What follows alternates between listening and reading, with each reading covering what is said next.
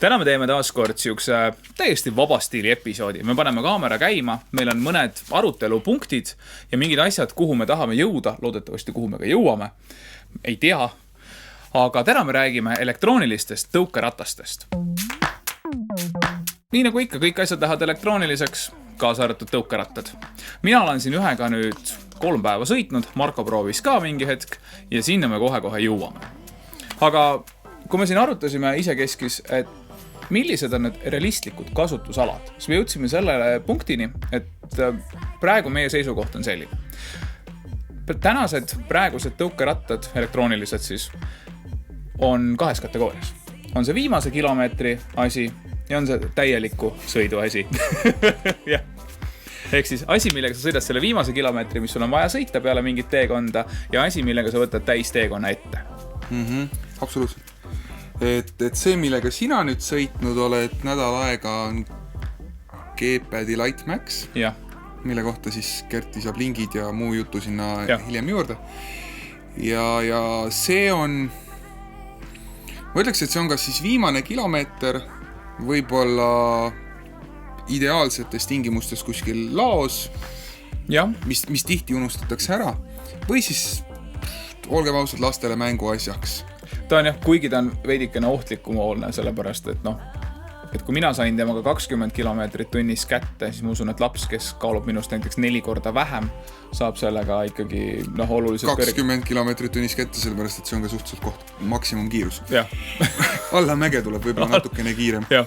Et see, kusjuures selle viimase kilomeetriga nii nimetatud tegelikult ei olegi probleemi, vaid probleem on selles päris sõiduvahendis. Vot see on jah. Sest hinnad lähevad niivõrd hüppeliselt ülesse. Sina panid programmi kokku, ma ei tea, kas me sellest veel räägime täpsemalt. Ei, lähme sujuvalt, et ei ole, mis pidima lähme. Et igatahes, kui me räägime viimasest kilomeetrist, siis küsimus on, et palju sa oled nõus selle eest välja maksma. Ja võib-olla me räägime korraks läbi, et see viimane kilomeetri, see kontseptsioon tuleb Ameerikas, see viimase miili kontseptsioon, et võib-olla eestlasele ta ei ole veel nii tuttav, et mis asi see viimane kilomeeter siis on? Viimane kilomeeter on siis selles suhtes, et mina elan 800 meetrit raudteejaamast, 800 meetrit bussist, tõukerattaga ma tohin rongi minna, sellepärast, et see ei ole jalgratas ja suvel mahub neid sinna päris palju. Ja samamoodi on see, et ma jõuan sinna oma sihtpunkti ja sealt tulebki see see päris viimane kilomeeter, kust mul ongi siis sihtpunkti, siis 1 või 2 kilomeetrit, kas me võtame seda siis originaalis viimane miil või siis kohandatud meie mõistes, kus meil distantsid on oluliselt lühemad. Ja küsimus ongi, et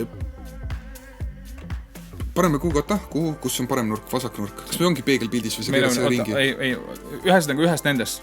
Kuugi emmas kummas nurgas tuleb pall, et palju oled sina nõus maksma oma selle viimase kilomeetri transpordi eest. Et minu isiklikuks jaoks on siukene, et kus niisugune vahepealne ja mõistlik oleks, mis jaksaks mind ka liigutada, arvatavasti see hinnaklass jääb kuugi 700 euro kanti. Kui me võtame keskmiseks akude ja elektroonika elujaaks umbes 3 aastat, 2-3 aastat, 700 euri jagame siis ütleme 3-ga, saame sealt, mis ta siis 230 midagi aine. Umbes täpselt aine. Ja see teeb siis suurusjärku mingi 200 euri 12-ga, äkki mingi ongi 12 euri kuu või?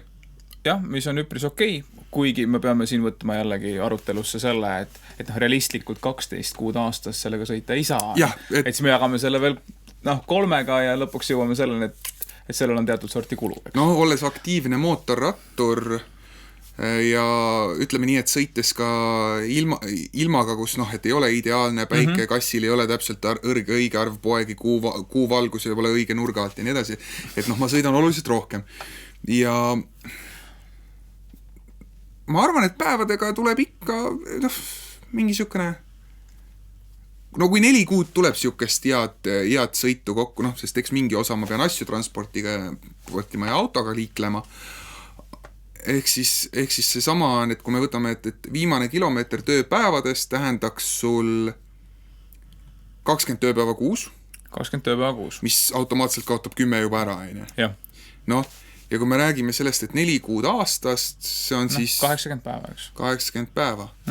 Noh, ja kui palju me siis saame 200 jagatud 80-ga? No, ütleme niimoodi, et niisugune 7 sotti on niisugune, mõtled selle peale, suudad ära põhjendada endale. Aga palju maksavad need, mis on mõeldud sõitmiseks? No vot täpselt.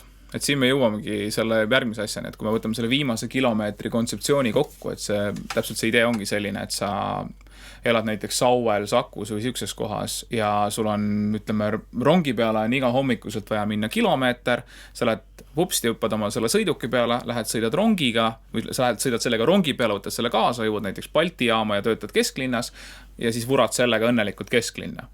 Et see on nagu kontseptsioonilt enam-vähem see viimase kilomeetri asi, mis tähendab ka seda, et see sõiduk peab olema sul selline, mis mahub sul teise sõidukisse. Täpselt, ta peab olema selline ja noh... mida sa jaksad ka tõsta. Täpselt, ja siis on see kõik need kaaluteemad ja nii edasi, kuhu me loodetavasti ka veel täna jõuame. Aga siis on see teine kategooria, on see täielik teekond, ehk siis natukene juba kallimad asjad, millal on need läbisõidud seal 10 kilomeetrites. Ei, mis 10, see oli... No, kõige jõhkram oli palju. Kas see oli 120 kilomeetrit? No 120 kilomeetrit. No see on optimistlik. Täpselt, aga noh, selle seadme hind... 2400 eurot oli letis. No, et see on nagu see järgmine teema, millest me varsti nagu ka arutlema hakkame, et mis ajahetkel sa saad aru, et tõukeratas on samas hinnas päris okei autoga. Noh, mootorratastest me ei räägi üldse. Mootorrattaid saab tüki mitu selle kuredi 2500 eest. Ei noh, mootorrattad autod, ütleme, laias lastus on suht samas hinnaklassis, aga kui me võtame, et on niisugune suur kobakas, et noh, et miks mitte siis juba roller ja 2000 euro eest sa saad juba võtta ka elektrirolleri. Siis noh, tõsta seda nagunii, eks, kas ta kaalub sul 50-60 kilo või ta kaalub sul 100 kilo, noh, 3. korrusele seda nagunii ei vii. No, täpselt, et isegi see pisike, millega ma sõitsin, see 10-kilone, et noh, ütleme nii, et teisele korrusele ei ole probleeme mööda treppe minna temaga, aga mingi moment mõtled, et kui elaks juba 3.-4. lifti ei oleks, sa käid sellega poes, sul on poekotid, sul on võtmed, sa hoiad teda ühes käes, on ju, et see 10 kilo on nagu suhteliselt piir. No ütleme, toome võrdluseks, et sportlik jalgratas kaalub keskelt läbi 10 kilo, võib-olla paar kilo alla. Keskmine maastikuratas ehk siis siukene mida me oleme harjunud nägema tõstma nii edasi. Levinud, no on siukene 14-15 kilo. Ehk siis nagu selles võtmes on tegelikult see tõuks, millega sa sõitnud oled, on pigem kerge. Selle sa jaksad võtta kaenlasse, sa jaksad selle viia omale tuppa ja siin nagu üks seltsimees, kes seda tõuksi vaatas, tõdes, et jah, et see mahuks tal korterisse Mustamäel ära. Jalgratas ei mahu, seega näiteks elektrijalgrattad ja kõik muud asjad on põhimõtteliselt välistatud. Ja siin muidugi me peame arvestama seda, et elektrijalgrattad kipuvad ka minema ikkagi 10 kilodesse. Me räägime siin juba 20, ütleme, kui jalgratas ise on 14 kilo, siis sinna paned veel mootorid, ütleme selle 10 kilo veel otsa, me saame juba mingi nukene 25-30 kilo masina. Jaa, ta tuleb ikka korralikult. Ja noh, võib-olla siin ongi natuke mõistlik rääkida nagu sellest seadmest, siis millega mina sõitsin, see pisikene on ju. Ja noh, realistlikult on see, et kui me vaatame neid tehnilisi näitajaid, siis ma täna julgen sirgelt ja sirge seljaga öelda, et tegelikult need päris paika ei pea. Et see lubatud, mis oli 15 kilomeetrit, oli vist läbi 15 kilomeetrit, maksimum 15 kilomeetrit lubatud, maksimum sõitja kaal 100 kilogrammi, noh, sina mahud sinna piiresse ära, aku oli äkki 6 ampertundi midagi. 6 ampertundi, jah. Ja äkki oli 250 vatti. 250 vatti oli mootor, üks mootor. Jah. No aga mida see eesti keeles tähendab? Eesti keeles see tähendab seda, et sa saad sõita sellega kuni 15 kilomeetrit ühe laadimisega, tippkiirus vist oli paberitel, kas oli 20 või 25? Midagi siukest. Siis kallet kannatas kuni 10 kraadi ja see kalde teema, sa mõtled, et issand, mis kallet mul vaja on, aga jalakäijate tunnelid näiteks. Kristiine jalakäijate tunnelist mina sellega üles ei sõitnud. No võtame siukene lihtne, et kui on 15 kraadi, seda ma ei oska näidata käepäraste vahenditega, aga käepäraste vahenditega see on umbes 30 kraadi, ta muidugi ei fokusseeri siia, kui ma ta kuhugi siia panen. No, up. Illuminati confirmed. Jah, igatahes see on umbes 30 kraadi. Ja ütleks, et keskmine siukene tunnel või midagi taolist kipub sinna 2-30 kraadi kanti tõenäoliselt jääma. Võib pakkuda, oleneb, kui palju neil ruumi on olnud, et kui suure kalde nad saavad teha, eks. Aga üleüldiselt on jah, et päris hätta jääb ausalt öeldes. Ja veel väikesed asjad, mille peale nagu kohe mõtelda ei oskagi, et näiteks see, et konkreetsel asjal ei ole korralikke amorte. Tähendab seda, et ta tahab sükest peegelsiledat teekeskkonda saada. Ja seda enam, kui sa siukse pisikese tõuksiga väikeste rattakesega sõidad, sa mõistad, miks meil on see SUV maania, miks meil ostetakse neid linnamaastureid kokku. teed on nii, nagu nad on, aga SUV-d ei õiglusta miski. Igatahes, mis neile 6,5 tolliste ratastega, et need ma ütleksin, et on Tallinnas natukene väikesed. Kui sul on tõesti siuke kena värske jalakäijate tee, ei ole absoluutselt probleemi. 0. Väga mõnus on, aga kohe, kui see viimane teeremont on toimunud näiteks 15 aastat tagasi, siis on üpris väsitav sa sõita. Et see asi lihtsalt, sa turised sellest kogu asjast kogu aeg läbi, ta ikka väristab korralikult. Ta ikka väristab korralikult ja selles suhtes, et mina ei oleks tohtinud sellega sõita kaalupiirangute järgi. Aga see ei läinud katki. See ei läinud katki, mis on väga suur pluss. See on suur eelis. Ja tänu sellele ma julgen ka seda tõuksi soovitada reaalselt inimesele, kergemale inimesele, lastele, miks mitte, aga miks ei võiks näiteks lapsed sellega koolis käia? Võivad, ma arvan, me jõuame selle asjani ka varsti, mis see uba on. Aga mina sain sellega kätte suurusjärku 10-15 kilomeetrit tunnis ja et mingisugust kontrasti anda juurde, inimene käib keskmiselt siukene 5 kilti tunnis, rutaka kõnnakuga, mingisugune 7. Et ta on siukene aeglane sörkjooks, mis siis sisuliselt tähendab seda, et kui sa sinna peale istud ja hakkad sõitma, siis on kogu aeg siuke kerge tunne, et nagu natukene tahaks jalaga hoogu juurde lükata. See on tõesti. Et piinlik on see, kui sa sõidad rahulikult ja siis väiksed poisid jalgratastega kerge käiguga lähevad lihtsalt sinust mööda. Ja oligi seoses selle sama asjaga, et mina sain temaga kätte kuskil 21 kilomeetrit tunnis. Ka mina Allamäge. Ja kõige huvitavam on see, et spidomeetrit sa ei näe. Sellepärast, et on täpselt sellise nurga all, et sa pead kuidagi niimoodi vaatama, mis on väga huvitav. Ma ei tea, miks see nii on tehtud. Aga see selleks ei olegi tähtis, sa pead teed jälgima, mitte spidomeetrit. Aga see 20 kilomeetrit tunnis realistlikult on sul umbes esimene kilomeeter. Kohe, kui sul akust natukene mahla välja läheb, on see kuskil 15 kilomeetrit tunnis. Ja sealt järjest lähebki nii, et see lubatud 15 kilomeetrit ühe laadimisega.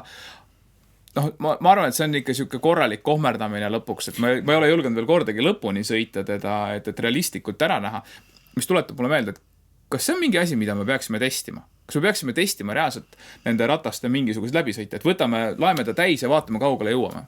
Jätta kommentaar alla, mis sa arvad? Ja seal võiks tegelikult ära defineerida ka selle, et kui raske inimesega. Sest siin on väga suur ma olen enam kui kindel, et kui mina saan selle rattaga võib-olla 4 kilomeetrit sõita, siis sina saad äkki 7.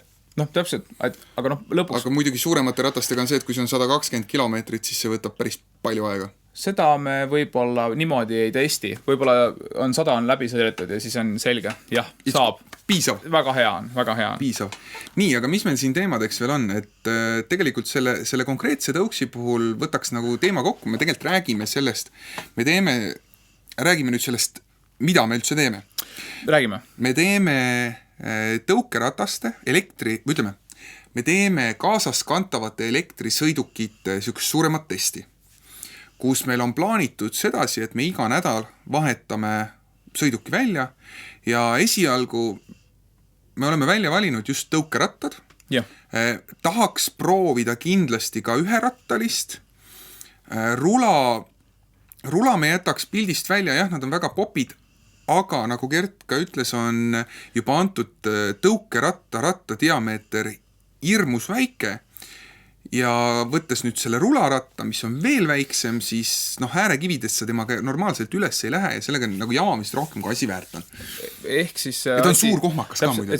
See rula on kindlasti väga lõbus asi, millega sõita, aga kas ta on nagu see vahend, millega käia linna peal asju ajamas, et ma kardan, et ei ole. Et tõuks veel on ja tead, kui sa satud munakivi peale, paned ta kokku, tõmbad selga, see rula, ta on ikkagi suur. ta on suur selles suhtes kindlasti. Ta on suur ja ta ei ole nagu nii praktiline. Ja rulaga sa pead päriselt oskama sõita. Jah, see on päris siuke, et sul ei ole kuskilt kinni hoida. Ja, aga kindlasti ma ühe rattalist tahan proovida, siis Glen Pilvre Tehnika TV-st on selle niukene läbi ja lõõki fänn spetsialist. Ja siin ma lendan kohe vahel, ütlen ka, et Glen ja sõbrad tegid ära 2 episoodi praegu tõukeratastest. Seal on... Sellele viitame ka kuskil. Sellele me viitame ka kindlasti, et vaadake kindlasti need videod ka ära, sest et nemad just võtsid kätte siis need 2 erinevat kategooriat, et selle lihtsama ratta viimase kilomeetri jaoks ja selle põhjalikuma ja nad võtsid kas 4+4 ratasteks, mis oli kokku 8 tükki ja proovisid reaalselt kõigiga mäkke sõita. See on päris huvitav, 2 videot, nii et vaadake need ka kindlasti ära. Just, et meie läheneme sellest natukene siukse igapäevasema rütmiga, et kas ja kuidas siukene sõiduk toimetaks. No, eks me üritame täpselt niimoodi, et pigem vabas vormis kajastada seda elamist, sest et reaalselt need 3 päeva olen ma päriselt oma asja ajamisi teinud selle tõukerattaga. Et kohtumistel asjadel ma olen käinud ja minu jaoks korraks hüppame tagasi, et see kurb osa on nagu see, et iga kord, kui ma lähen mõnele kohtumisele, pean ma esimese asjana küsima, kus stepsel on, sest ma pean ta lahdima panema, isegi kui ma olen sõitnud 2 kilomeetrit ainult. Seda küll. Et see on siuke veits tüütu. See selleks, ma arvan, et järgmine ratas ei ole üldse nii hull enam. Just. Väga hea. Igatahes saime arvuti maailma Instagramile 1000 subscriberit täis. Praegu on ilus ümmargune number. 1000 followeri. Ja tänu... kus ta nüüd mine kuhugi sinna. Ja siis subscribe'i meie YouTube'i kanalile. Igasuguseid ülevaateid asju leiad siit pidevalt ja kuna Instagramis saime 1000 täis, siis paneme sinna storidesse meie elamusi siis tõuksidest ja sellega, millega tegeleme ning tänu 1000 puhul ka siis teeme väikese, ma ei tea, loosimängu või? Giveaway on nii kole sõna. Ja ega see loosimängil anname asju ära inimestele. Tasuta asju. Anname lihtsalt tasuta asju ära, ainuke asi, mis te peate tegema, jälgima, mis seal toimub ja eks me siis anname need instruktsioonid arvatavasti ka Instagramis oma lugudes seal jooksvalt. Ja miks seda Instagrami üldse jälgida on? Probleem on selles, et meil neid asju, millest rääkida, on tegelikult tohutult palju. Ja pahatihti need ei jõua siia meil YouTube'i, sest et see YouTube'i video tegemine on paras ettevõtmine. 3 päeva. Umbes niimoodi, et see on siuke paras müttamine ja kui me tegeleksime sellega 7 päeva nädalas, oleks meil ikka 4 inimest puudu, et ära kajastada kõik asjad, mis meil laua peal on või mõnikord ka kuskil võsa vahel on. Nii et mõistlik on jälgida sealt on kõike näha ja kindlasti ka seal lihtsalt tulistage kommentaare asju, too kuule, et see on küll äge Husqvarna tikksaag, et sellest võiks veits rohkem rääkida. Ketsaag. Ei, kas Husqvarna tikksaag ei tee või? Muidugi teeb. Arvatavasti. Kas peab tegema? Jah, ja muidugi niisama videod ja asjad, kõike saab. Kõike saab, jaa, muidugi. Võta ühendust. See oli küll praegu see. Väga sujuvalt. Ühesõnaga, kui sul on videot vaja või fotot vaja, võta ühendust. Me teeme kõike. Nii, aga mis alternatiivid meil viimaseks kilomeetriks on? Okei, elektrisõidukitest on meil tõuksid, üherattalised, kõik niuksed. Ja siis on kondijõul liikuvad asjad. Kondijõul, jalgrattad, see füüsiline tõukeratas. Tavaline tõukeratas, mida olen sõitnud üpris palju sellega, kunagi Okidokist ostsin 20 euroga 3-4 aastat tagasi. Suuremate rattaga saab mingisugune sott midagi äkki, paar sotti. Füüsilised, et need on alati võimalused. Okei.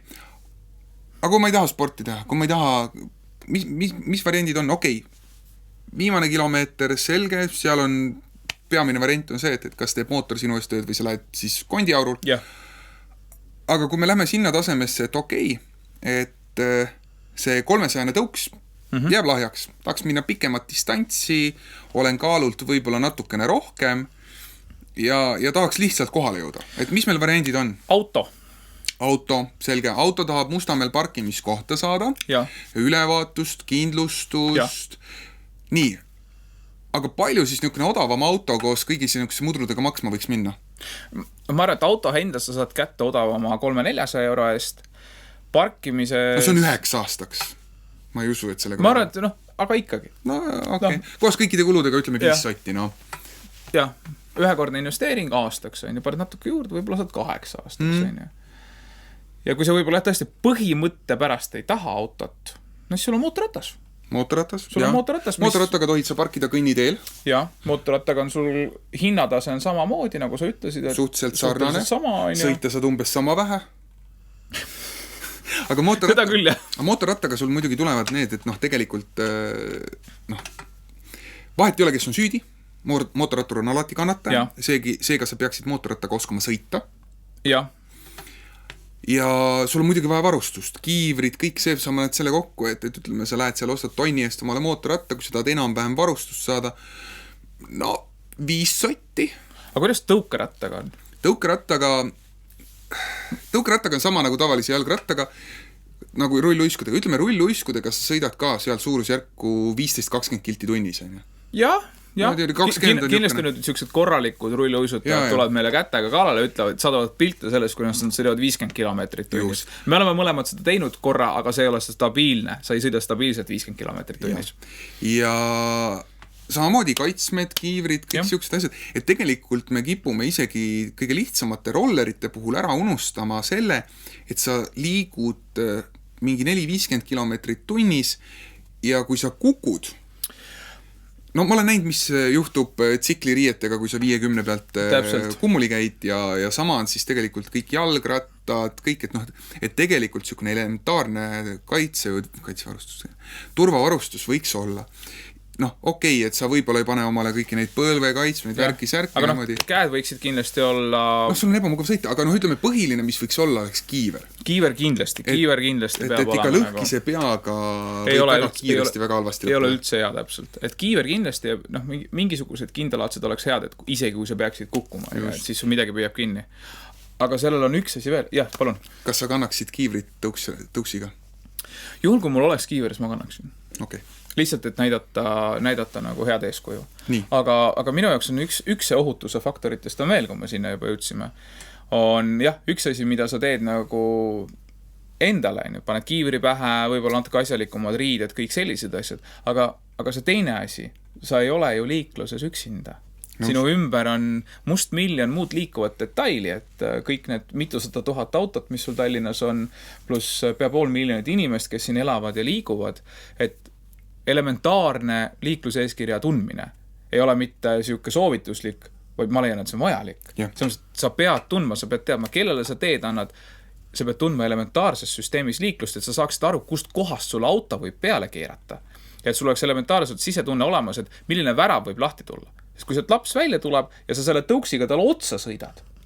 Sõites 45-ga. Sõites 45-ga võib see lõppeda kohutavalt. Ja teine asi on see, et kui tuleb täiskasvanud inimene ja sinu laps on näiteks selle tõuksi peal ja nad saavad kokku, see võib juhtuda, või see kogu see asi lõpeb nagu väga-väga halvasti. Nii et kui lapsed sõidavad, ma olen ise näinud, kuidas mingid siuksed 130 pikad tatid lasevad nende motoriseeritud. Need heki tagant välja ja sa ei näe ja vend paneb läbi, ta ei vaata mitte kuskil. Üle autoteed ja mis iganes, lihtsalt ei jälgita ja ma ei saa seda pahaks panna puht sellepärast, et neil ei ole liiklusalast kasvatust. Neil ei ole seda õpetust. Seda küll, et kui sul kodus ütleme nii, et jalgrattale on sul tarvis mingisuguses vanuses juhilubade tegemine. See juhilubade. No nii. Sama, ütleme siis rollerite ja nende puhul on sul ka see nõue olemas. Ja, mis on väga mõistlik. Aga tõukerataste puhul ei ole. Mitte midagi. Ja siin tulebki see sama, et sul on roller, millega sa sõidad 45-ga ja samas sul on olemas see motoriseeritud tõukeratas, millega sul näiliselt ei ole vaja liikluseeskirju ega midagi tunda. Aga fakt on see, et sa osaled liikluses, sa sõidad kiiremini, kui jalakäija liigub tegelikult. Oluliselt. Täpselt. Ja mitte selle mitte kõige odavamad, jah. Aga ikkagi, kui sa sõidad 20-ga posti, saad sa ikkagi haiget. Aga kui sa sõidad 45-ga posti, siis see ei lõppe sellega, et sa saad lihtsalt haiget. Et see lõpeb väga-väga pahasti. Nii et see ohutuse asi on üks asi, et juhul, kui sina kavatsed oma lapsele osta tõukeratta, siis palun jälgi seda, et ta tegelikult ka saaks aru, kuidas liiklus töötab, ta tunneks liikluse eeskirja, et ta oleks selge, mida ta peab jälgima. Sest et kui, nagu mootorrattajuhtidel, nagu sa ütlesid, et kui toimub kohtumine autoga, vahet ei ole, kes on süüdi. Nii on. Sina oled alati kaotaja. Nii on. Nii et see on üks asi, mis sa saad lapsevanemana näiteks teha. Nii, okei, aga tõukeratta, selge, võtan kaasa. Ma ei ole proovinud, kas selle väiksema tõukeratta, kui ma poe kärru panen, tõenäoliselt keegi köhima ei tule. Aga kui me räägime siin juba raskemast sõidukist, et et mootorratta ma lähen pargin sinna kõnniteele, jah, selle saab minema veeretada, aga kaugele sa sellega ikka lähed. Me räägime siin ikka 100-200 kilosest asjast. Nii, aga kui meil on nüüd 40-kilone tõuks, mille sa tõstad põhimõtteliselt lihtsalt pakiruumi või on sul, nagu siis jalgrataste puhul, et sa lukustad selle kuhugi. Sa lukustad selle, jah. Aga nüüd see tõukeratastega, kuidas selle lukustamisega? See on, kusjuures minu arust on see väga üllatav, sellepärast, et ka see, et jah, ma saan aru, et see, millega mina sõitsin, see on siis kellegi mõistes on odav 300 või 400 eurot, on ju. Mina ei sooviks, et minul siuke asi ära varastataks tühjast kohast, on ju. Et okei, see pisike, mis siis alata, ma võtan selle poodi käe kõrvale. See ei ole probleem. Aga tõesti võtad selle 40-kilose või siukse suurem mölaka, on ju. 2400 eurose tõukeratta. Mis sa sellega teed? Et kuidas seda turvata? Mul ei ole ühtegi mõtet nagu. Paned ketti kuidagi või... Ega see vist on ainukene variant või siis see sama, et sa veeretad teda käe kõrval. Ja siin võib tulla see sama moment, kus ma pean Gleniga nõustuma. Et nagu siin mõni aeg tagasi käis ka meediast läbi, et kas äkki Harku vallas soovis üks laps minna tõukerattaga bussi ja teda ei lastud.